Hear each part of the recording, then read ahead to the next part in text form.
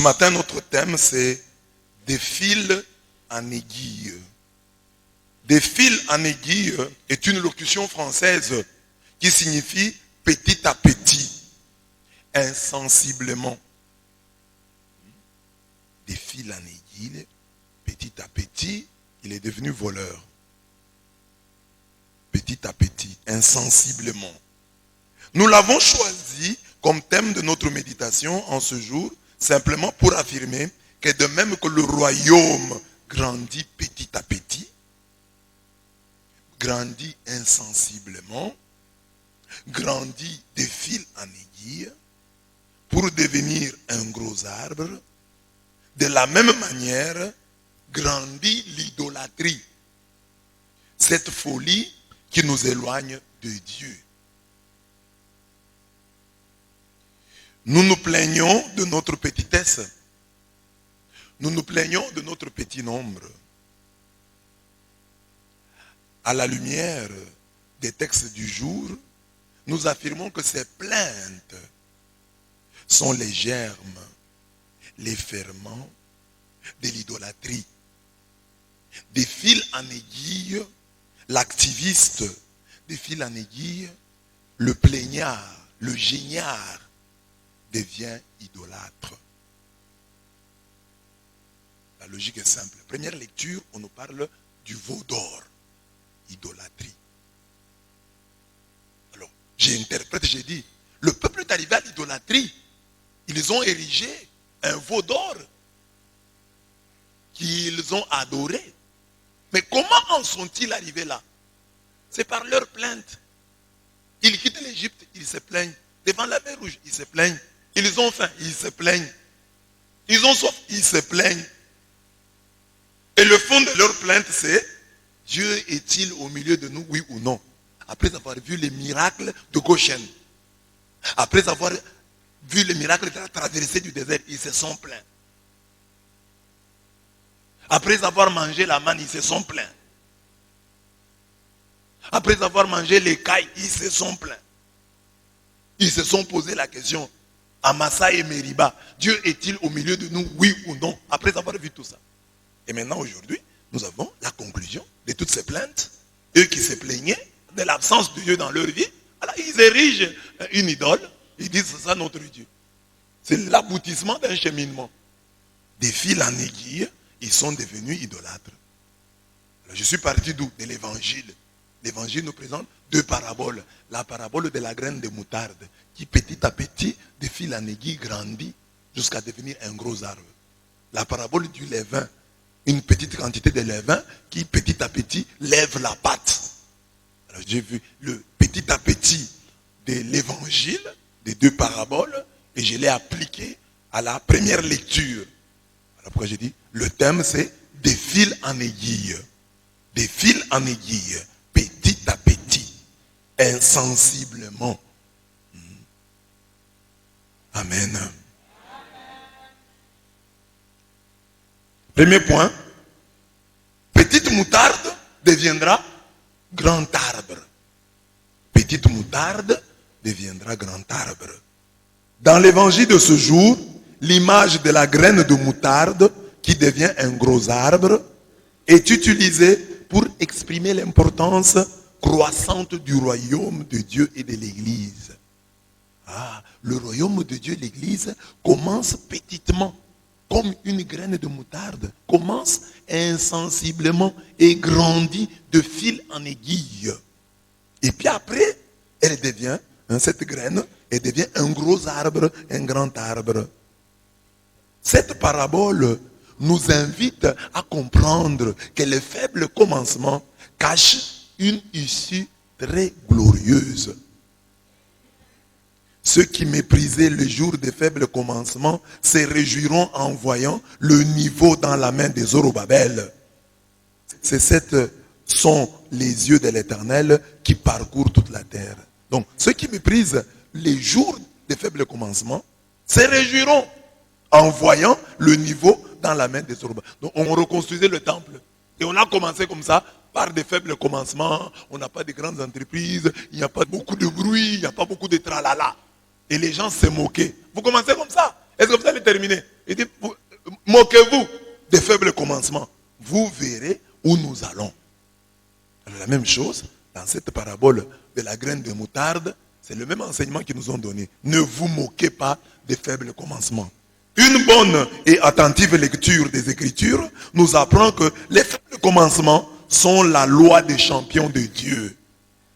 Joseph a commencé faiblement, David a commencé faiblement, Gédéon a commencé faiblement, Jephthé a commencé faiblement, Esther a commencé faiblement, Jésus a commencé faiblement. Faible commencement. Tous les grands ont commencé faiblement. Tous ont commencé humblement, faiblement, petitement, comme la graine de moutarde, comme la graine de sénévé. Les faibles commencements ont comme raison d'être cette vérité biblique. Pourquoi est-ce qu'on doit commencer faiblement? Pourquoi? La Bible répond, il m'est bon d'être humilié pour que j'apprenne tes statuts. Psaume 119, 71, 34. Donc, il m'est bon d'être humilié afin que j'apprenne les statuts. Les faibles commencements, ce sont des temps d'apprentissage. Tu apprends les statuts, les lois de Dieu pendant ce temps-là. C'est une école de la grandeur. Si tu n'es pas passé par là, tu es né grand, c'est malheureux. Il faut naître petit et grandir petitement, insensiblement, petit à petit, de fil en aiguille. Le temps des faibles commencements, c'est le temps de la semence, qui est aussi temps d'espérance et de grande confiance en Dieu, en soi et en la graine. Les faibles commencements sont aussi un temps d'investissement où sont posées les bases pour un avenir radieux. Voilà pourquoi la Bible affirme, n'abandonnez pas votre assurance à laquelle est attachée une grande rémunération, car vous avez besoin de persévérance, afin qu'après avoir accompli la volonté de Dieu, vous obteniez ce qui vous est promis.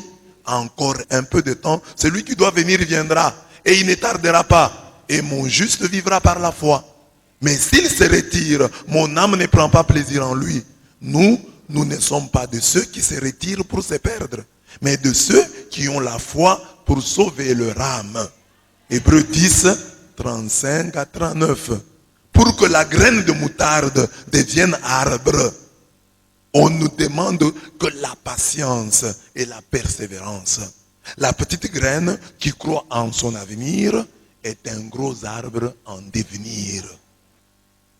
Petite quantité de levain lèvera la pâte. Le royaume des cieux est semblable à du levain qu'une femme a pris et mis dans 3 mesures de farine jusqu'à ce que la pâte soit toute levée.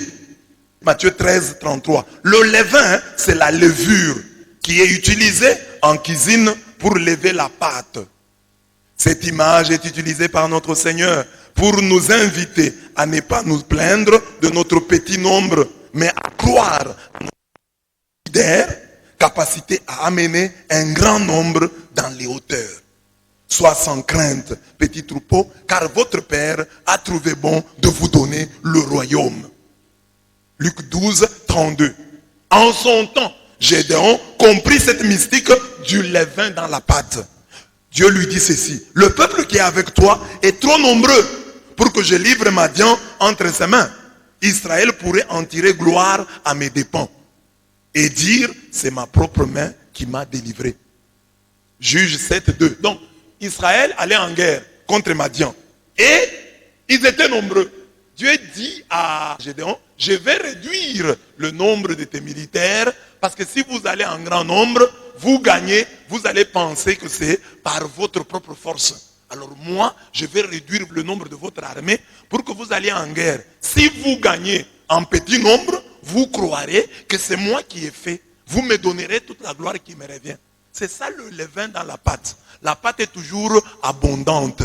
Mais le levain, c'est toujours une petite quantité. Mais la petite quantité là de levain fait lever la pâte.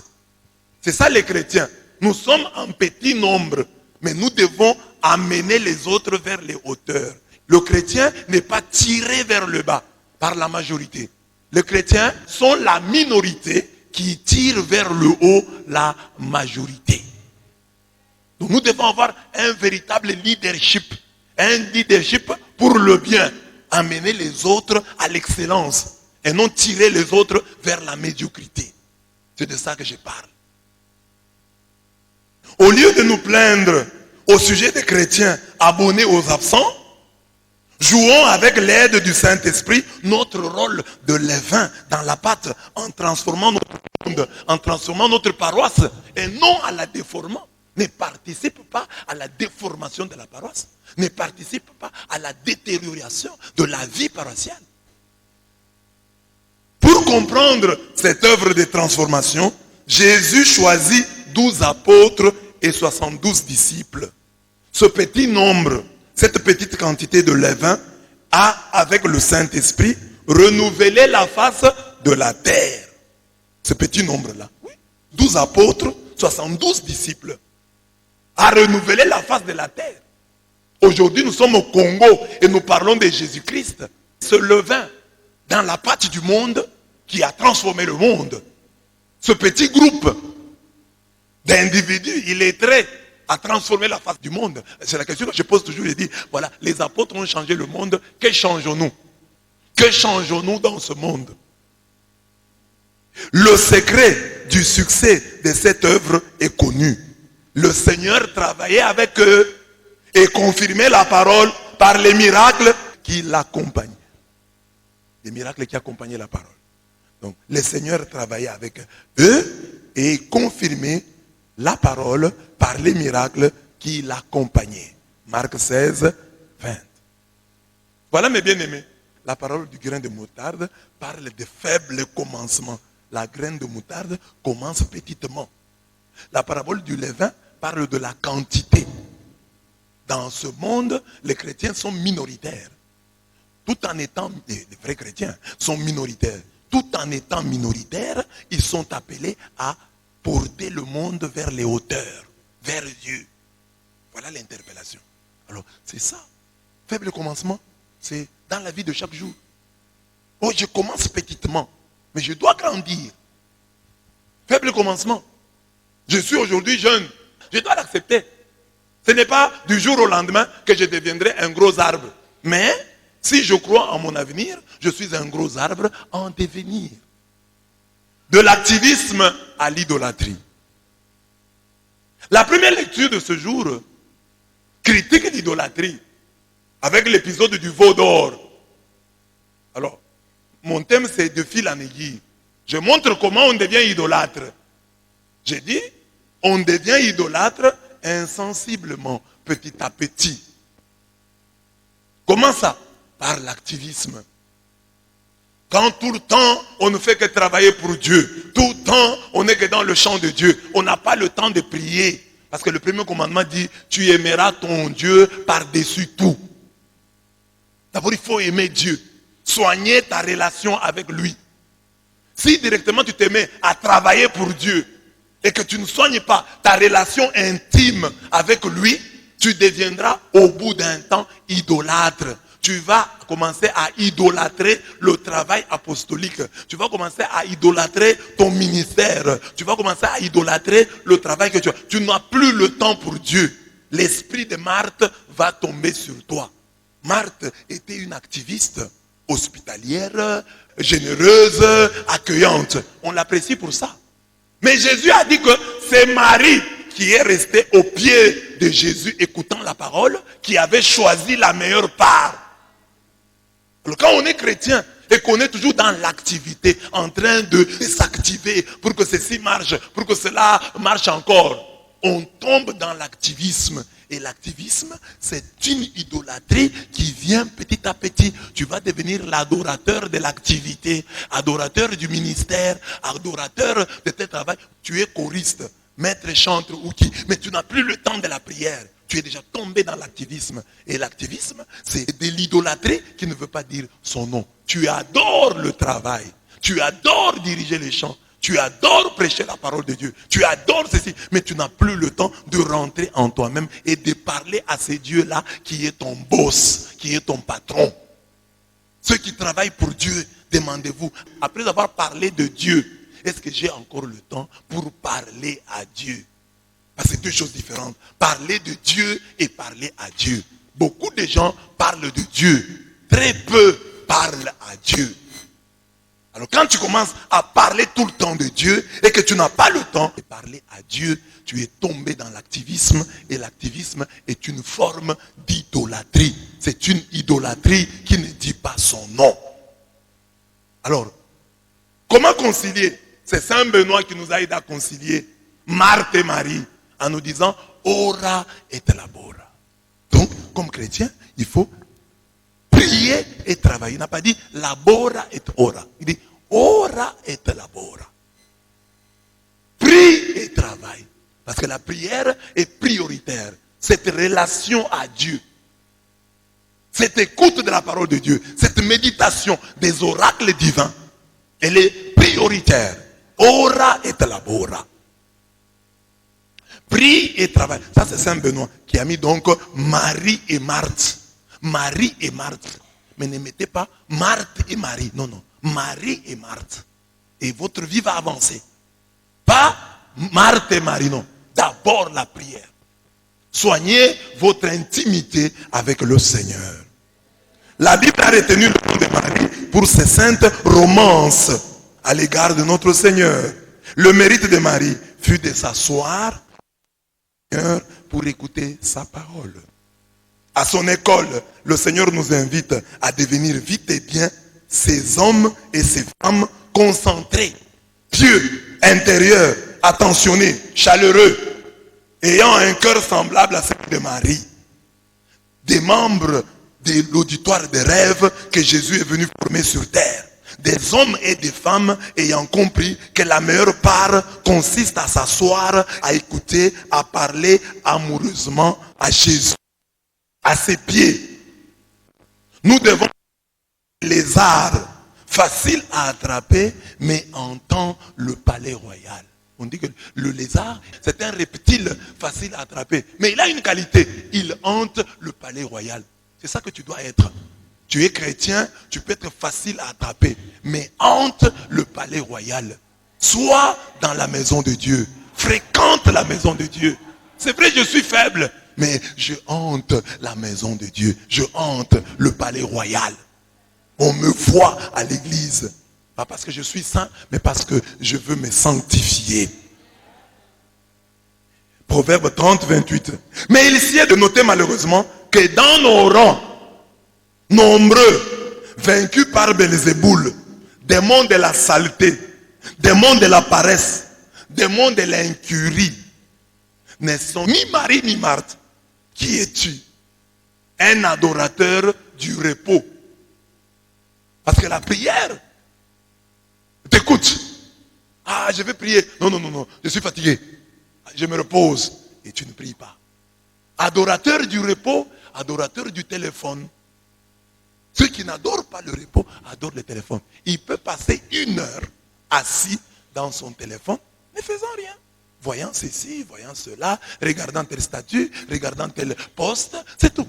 Facebook, WhatsApp, Instagram, Twitter, il passe partout là-bas. Ça lui prend 1 heure, 2 heures. Mais demande-lui de se mettre à genoux et de prier. Le matin, il se réveille, il dit, qui m'a appelé? Avant de parler à Dieu, c'est d'abord le téléphone. Qui m'a appelé? Qui m'a envoyé un SMS? Quel appel j'ai manqué? Et il a l'habitude, soit d'éteindre ton téléphone, soit de le mettre en mode avion. Et l'habitude de temps en temps, que tu t'en débarrasses. Il est devenu une idole. Il t'empêche de rencontrer Dieu. Regarde le temps que tu passes dans ton téléphone et le temps que tu passes dans la prière. Quelqu'un peut être la nuit là, en train de consulter. Tu te rends compte que tu n'as plus de mégas. Et qu'est-ce que tu fais? Tu commences à appeler. Tu peux me sortir pour aller chercher les mégas afin de continuer la causerie. Afin de continuer de naviguer. Mais tu ne fais pas ça pour la prière. Tu ne pries pas. Et tu veux être fort. Et tu veux gagner demain. Comment vas-tu gagner quand tu n'es pas connecté à la source d'énergie que Dieu? Tu ne gagneras pas. Sans vie de prière, tu ne seras jamais une lumière. Les autres l'ont compris. Comme ils ont eu du mal à être des hommes de prière, ils sont devenus des féticheurs, ils sont devenus des occultistes. Ils se sont connectés à une source pour être lumière. C'est ce que vous apprenez. Ah, tel médecin, il est fort parce qu'il est dans tel mouvement. Tel autre, il est aussi fort parce qu'il est dans tel autre mouvement. Mais toi, tu es chrétien. Est-ce que tu es une lumière?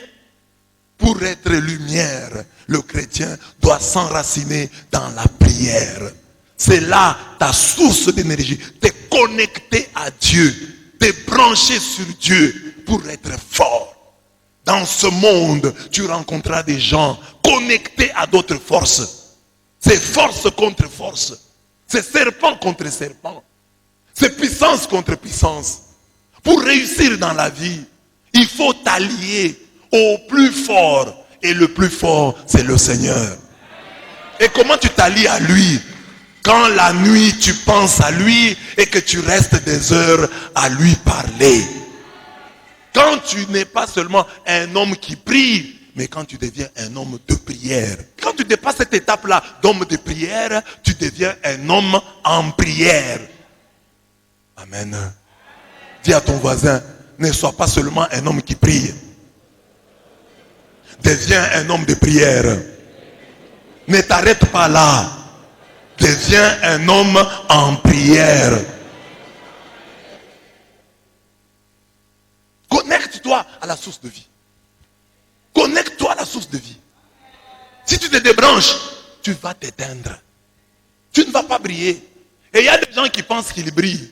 Oui, tu es une petite lumière là, tu brilles dans ton métier d'avocat, tu brilles dans ton métier de médecin, et tu es convaincu que tu brilles. Non, tu ne brilles pas suffisamment. Tu brillerais vraiment et véritablement si tu t'enracinais encore davantage dans la prière. La prière te donnerait un plus grand éclat. La prière te donnerait de briller davantage. Tu brilles déjà. Naturellement, Dieu t'a donné des talents. Mais si à ce talent naturel, tu ajoutais du surnaturel, personne ne t'arrêterait.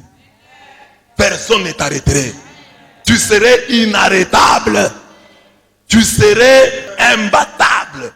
Voilà. Avec ton peu de lumière là, on arrive à te battre quand même de temps en temps. Mais si tu étais connecté à la source de vie, non, tu serais imbattable. Connecte-toi à la source de vie. Et ainsi, lorsque tu te connectes, c'est le premier commandement que tu mets en pratique. Et le premier commandement dit, aime Dieu par-dessus tout. Aime Dieu par-dessus tout. Et si tu remplis ton cœur de sa présence, l'idolâtrie n'aura pas de place. Parce que quand le téléphone viendra, il trouvera le cœur déjà rempli de Dieu. Quand le sport viendra, il trouvera le cœur rempli de Dieu. Oh, il y a héros. Pendant l'héros, je n'ai pas bien prié. Pendant la Coupe Amérique, je n'ai pas bien prié. Pendant la Coupe du Monde, je n'ai pas bien prié. Il y a la série. Je dois voir la série. Cette série, si depuis qu'elle a commencé, je ne prie pas bien. Non. Si ton cœur est rempli de Dieu, la série va venir trouver Dieu ayant déjà rempli le cœur.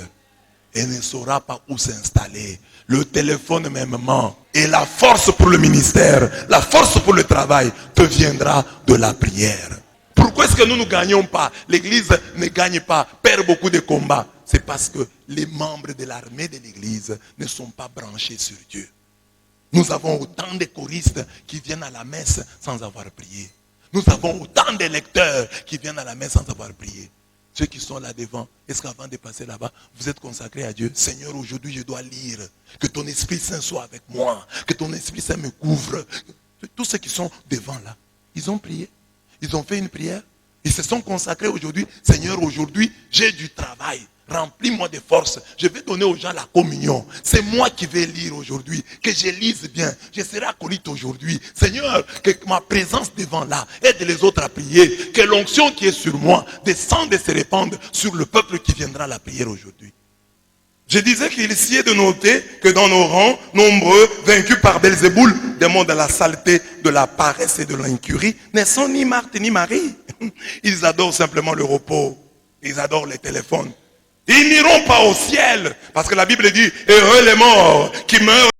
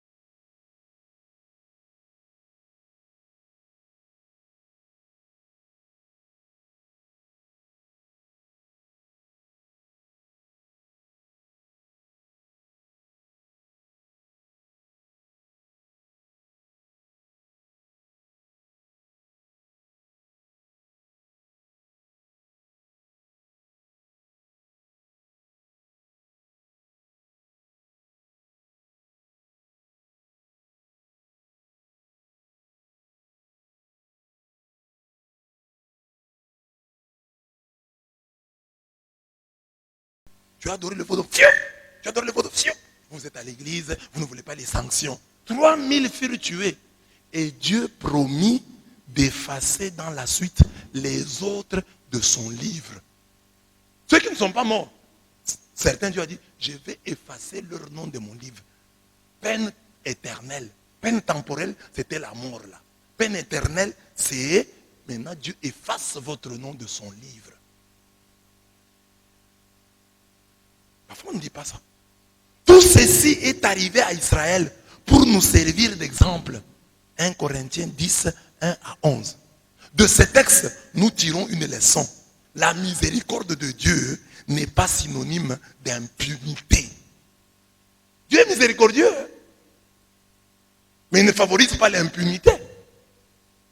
Et beaucoup de gens ne voient pas que Dieu les frappe déjà pour avoir adoré le veau d'or, pour avoir abandonné Dieu, pour avoir érigé des idoles dans ta vie. Il y a des blocages, il y a des situations que tu vis, tu ne sais pas pourquoi. Dieu dit, toi, tu me ferais faire moi la télévision. La télévision est devenue pour toi le veau d'or que tu installes là, que tu adores.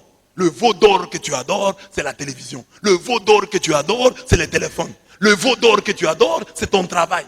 Et Dieu te punit pour ça. Pourquoi dans ma vie rien ne marche? Tu adores le veau d'or. Ceux qui ont adoré le veau d'or dans la Bible, 3000 sont morts. 3000 sont morts, peine temporelle. Mais Dieu peut te donner des peines temporelles, blocage en tout.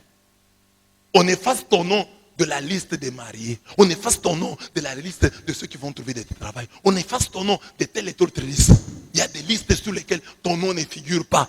Peine temporelle, Dieu frappant ton idolâtrie, Dieu punissant ton idolâtrie. Veau d'or que tu adores. Il y en a autant. Ton ordinateur, ton travail, tout le temps tu fais les rapports, même les dimanches, même à l'église, tu as toujours le téléphone. Veau d'or que tu adores, ceux qui ont adoré le veau d'or, regarde ce que Dieu leur a fait. 3000 sont morts de la main des Lévites. Et les autres, Dieu a promis d'effacer leur nom de son livre de vie. La miséricorde de Dieu ne signifie pas impunité. C'est ce que dit Siracide 5, 3 à 7. Ne dis pas qui a pour moi ne manquera pas de te punir. Ne dis pas j'ai péché. Que m'est-il arrivé? Car le Seigneur sait attendre. Ne sois pas si assuré du pardon que tu entasses péché sur péché. Ne dis pas sa miséricorde est grande. Il me pardonnera la multitude de mes péchés. Car il y a chez lui pitié et colère et son courroux s'abat sur les pécheurs. Ne tarde pas à revenir au Seigneur et ne remets pas jour après jour. Car soudain éclate la colère du Seigneur et au jour du châtiment, tu serais anéanti. Ecclésiaste 5, 3 à 7. Ne dis pas, oh Dieu est miséricordieux, il va me pardonner. Dieu sait attendre. Mais quand il frappe, il frappe.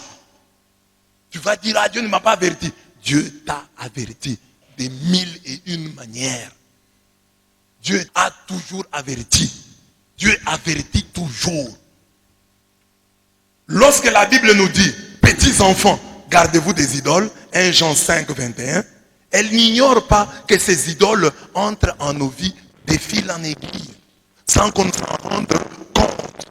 C'est donc le moment de combattre cette idolâtrie qui commence par l'activisme, qui commence par les plaintes et qui se voit dans la cupidité, dans l'amour de l'argent. Amen. Amen. Donc, le veau d'or, c'est le type même de l'idolâtrie. Beaucoup de gens accusent les catholiques d'être idolâtres. Oh, vous les catholiques, vous êtes idolâtres. Pourquoi? Vous avez la statue de la Vierge Marie dans votre église. Vous avez autant de statues. Vous faites même des processions avec. Non, les statues que nous avons dans l'église ne sont pas des idoles. Les statues que Dieu refuse, ce sont les statues idoles. Les statues qui ont le statut des dieux. Des statues qu'on considère comme des divinités. La statue de la Vierge Marie qui est là, ce n'est pas une déesse ou un dieu, non. C'est juste une représentation. Jamais nous ne dirons Israël, voici ton Dieu qui t'a fait sortir d'Égypte. Non. Regardez même la messe, la célébration eucharistique. Quand est-ce que Marie est citée? C'est vers la fin. Donc au début, oui, on cite dans le Confiteor. Je confesse à Dieu Tout-Puissant. Il est cité combien de fois? Et combien de fois on cite Jésus? Et Marie est toute subordonnée à Jésus. Prie pour nous. Prie pour nous. Et dans la Bible, nous voyons des statues. Si dans la Bible, il y a des statues, ça signifie donc que Dieu n'est pas contre les statues. Dieu est contre l'usage que les hommes en font. Quand les hommes divinisent les statues, quand les hommes absolutisent les statues, ils tombent alors dans l'idolâtrie. Dans le Saint des Saints, il y avait des statues des anges. Donc ça signifie que les statues ne sont pas mauvaises, parce que Dieu les a utilisées dans la Bible. Ce qui est mauvais, ce sont les statues qu'on transforme en idoles. Et cela est vrai pour toutes choses. Même la Bible peut devenir une idole. Tout peut devenir une idole. Le pasteur peut devenir une idole. La prière peut devenir une idole. Quand tu ne fais que prier, quand tu ne vois pas qu'il faut se travailler, la prière est devenue pour toi une idole, un fétiche. Et tu es idolâtre. Il y a des gens même qui aiment la prière plus qu'ils n'aiment Dieu. Parce que la prière, c'est devenu le lieu où ils exposent au monde leur piété. Il vient à la prière, mais Dieu n'est pas en lui. Donc, le diable peut tout prostituer, même la Bible. Le diable peut tout galvauder, même la prière. Alors, il faut être attentif. Que je n'absolutise rien. L'argent est une bonne chose, nous en avons besoin. Mais l'argent peut devenir une idole. Le pouvoir est une bonne chose. Mais le pouvoir peut devenir une idole. Le sexe, pour ceux qui sont mariés, c'est une bonne chose. Mais il peut devenir une idole. Quand nous l'absolutisons. Quand nous ne pensons qu'à lui. Quand nous lui donnons la place qui revient à Dieu.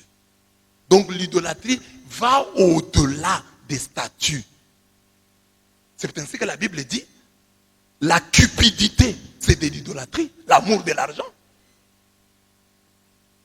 Et là, les gens parfois ne sont pas attentifs. Ils ne luttent pas contre leur cupidité. Ils luttent contre les statuts. Vous verrez un pasteur qui prêche, il dit, voilà, ce sont les catholiques qui sont des idolâtres. Mais lui, là, à l'église, c'est lui-même qui compte l'argent. C'est soit lui ou sa femme. Ce pasteur-là n'a pas de statut dans son église, mais il adore l'argent. Combien d'églises se sont séparées à cause d'argent?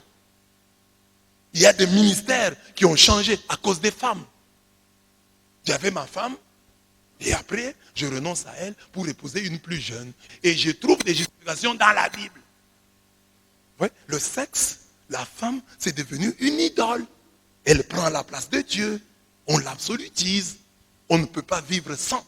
C'est Dieu seul qui est indispensable à notre vie. Le reste est relatif. Dieu est l'unique absolu. Alors, vous voyez que l'idolâtrie devient un péché commun.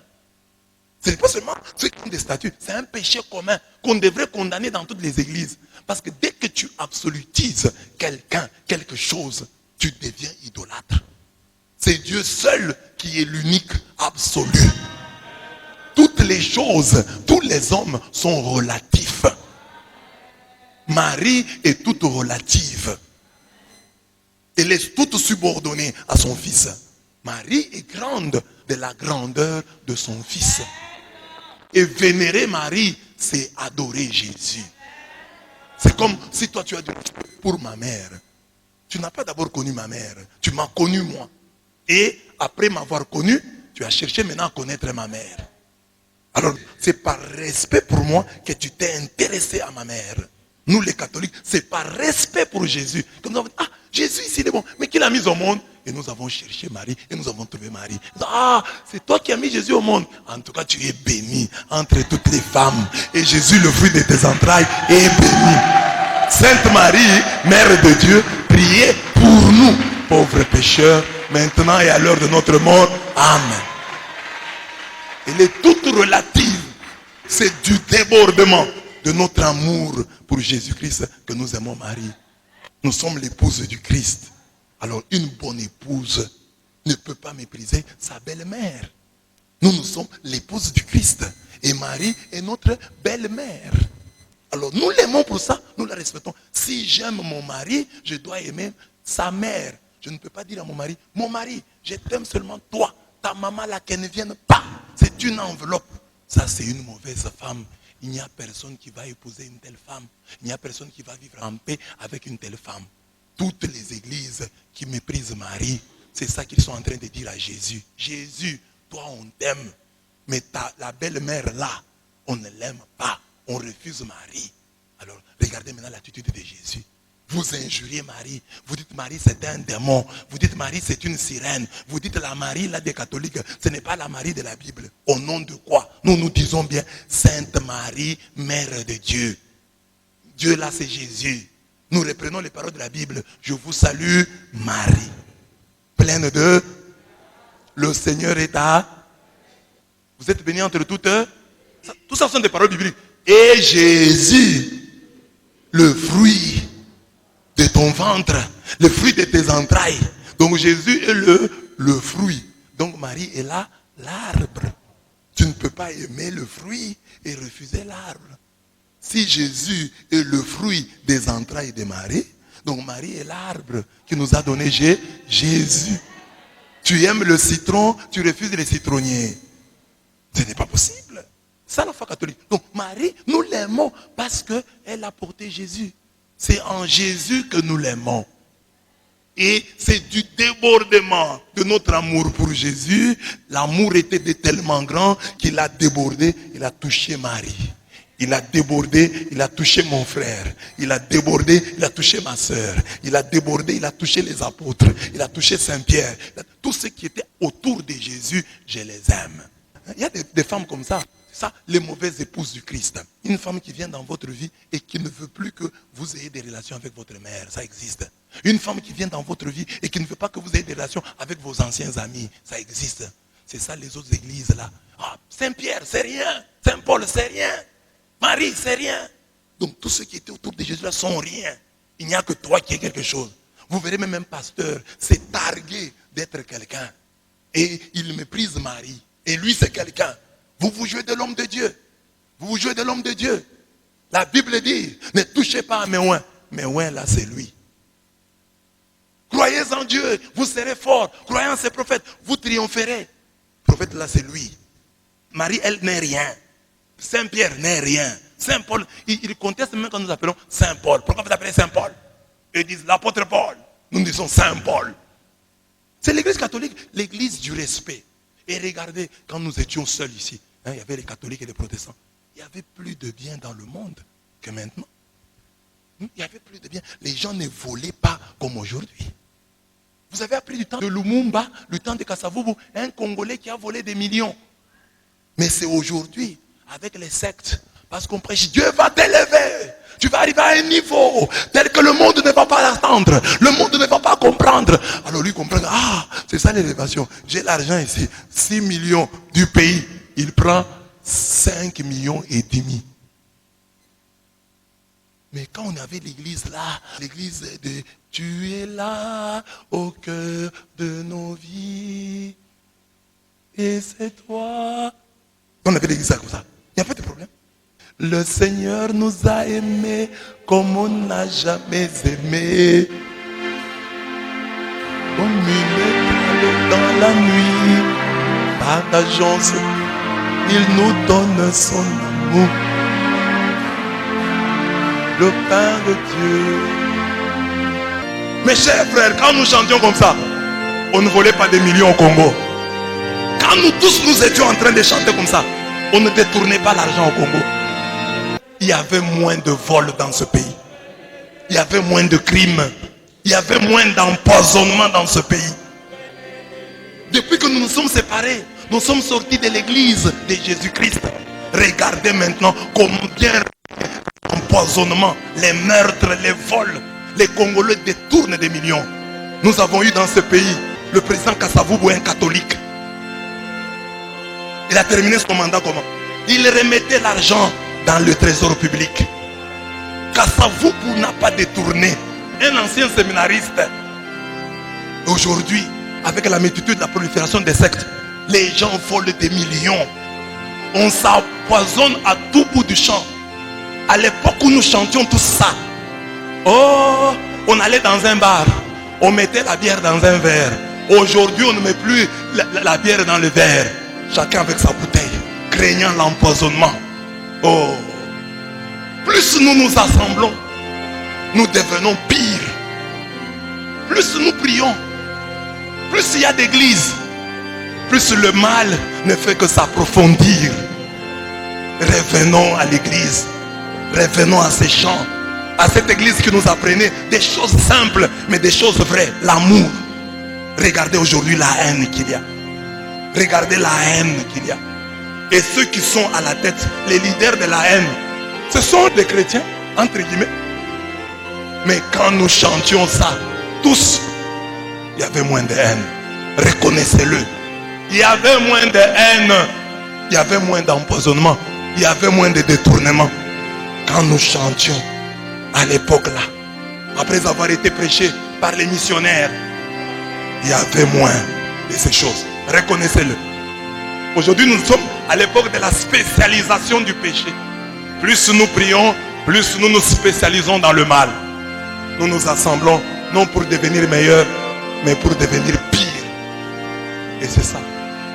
Malheureusement, revenons à la source. Revenons à ces choses. La vie et je suis l'amour.